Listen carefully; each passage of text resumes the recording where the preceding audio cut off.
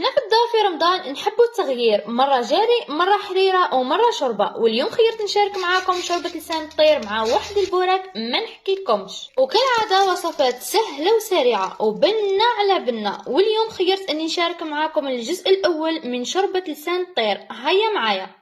في برمة تاع الفخار نحط كمية من الزيت ومارغرين ونزيد حبة تاع بصل مرحية مليح مع ربع صدر دجاج وقطع لحم وحبة طماطم مرحية مليح وزوج سنات تاع ثوم، ملعقة كبيرة طماطم كونسيرف، ملح، فلفل اسود وحمار حلو، اعواد تاع دبشة وكرافس. ونحطها تتقلى مليح على نار ناقصة. كي نلقاو الزيت طلع من فوقها يعني صفاتو، معناتها دات وقتها في التقلية. نمرقها بماء سخون ونخليها تطيب في غردها. بعد ما اللحم دخلو الطياب نرمي لسان العصفور حوالي فنجال ونخلطوا البرمة مليح باه ما يلصقش من تحتها ونخليوه يطيب. معروف لسان الطير يدي وقت في الطياب. وهكا ابان شوربة لسان الطير راهي واجدة. جربوها وممتو تغيروا شوية من الشوربة العادية. واستناوني في الجزء الثاني لوصفة البوراك دربة في البنة. ودرك الزينات خليولي جيم وكومنتير وبارطاج للوصفة اذا عجبتكم.